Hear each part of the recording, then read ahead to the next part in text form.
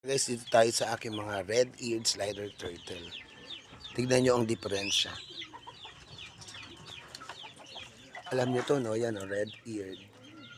Laki yan. Oh, laki. Super laki niya. Yan, red-eared. So dati po, ngayon 2 kilo na to.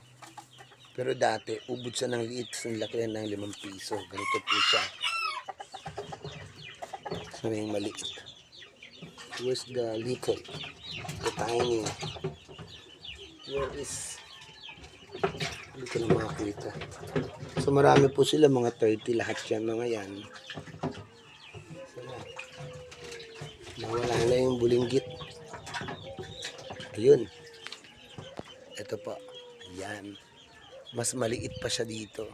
Ngayon, laki-laki na. So, tignan nyo po ang diferensya. Laki, oh. Yes. Oh, bigat. Super bigat. Yan, oh, liit. Yan, oh, liit. Okay.